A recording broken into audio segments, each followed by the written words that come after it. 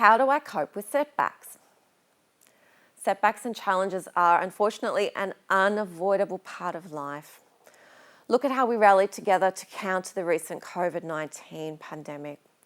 We're now faced with wars, natural disasters, and global inflammatory pressures, failed relationships, jobs, rejected manuscripts, illnesses, accidents, negative feedback from clients, mentors, friends, or legal issues that arise from setbacks from our plan A, which can be really discouraging.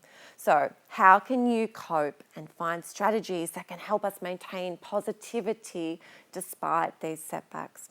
Number one, failure is not always bad.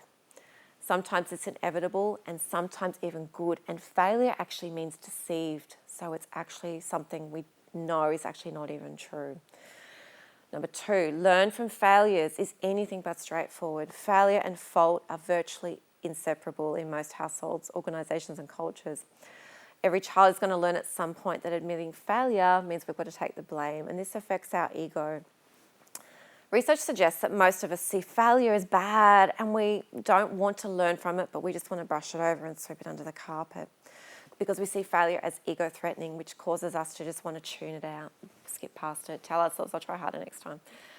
We skate over it, only superficially looking for deeper root causes. So here's 3 simple self-help tips for coping with setbacks in life. Number 1, embrace failure. Understand failure is not always bad, and remember, it's not always true.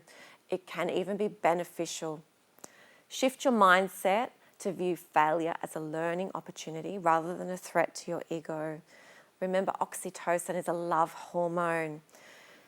It embraces us with pain. If you put oxytocin and love over pain or failure and live out of love instead of fear, it has significant benefits for our mental and physical health. Research has shown that love and social connection actually activate this release of oxytocin, the love hormone, associated with positive emotions, trust, and bonding. Did you know that even smiling at a complete stranger heals your heart and mind connection? Whereas fear activates the release of cortisol and stress, and it has a negative effect on our health and well-being. 2, create a supportive environment. Foster an atmosphere where it's really safe to admit your failures and struggles without fear, shame, or blame. Kristen Neff is a compassionate researcher, and she found that a lack of self-compassion often leads to us having a negative self-image, and it means we're not able to cope as well with emotional distress. So, how can you restore a compassionate witness to your suffering? Instead of seeing setbacks as roadblocks, view them as a stepping stone for growth and development. Research tells us that if we live with a growth mindset, this can help us focus on what is possible. It actually changes the connections in our brain. Growth mindset metaphors such as like my diamond life or I'm a living waterfall actually helps us buffer anxiety between stressful life events and psychological distress. It helps us cope better with setbacks because we see problems as part of human progress. We've found that students or people with growth mindsets, it actually increases our intelligence. We tend to adapt more positively after failure. Whereas those with fixed mindsets or battle metaphors like, oh my God, everything bad is happening to me, tend to disengage and feel helpless and engage in more emotion-focused problem solving rather than active problem solving.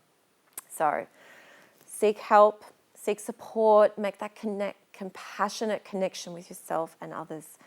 Remember, this is just meant for educational purposes. It's not treatment advice, so please seek help if you need and find ways to see that problems are part of human progress.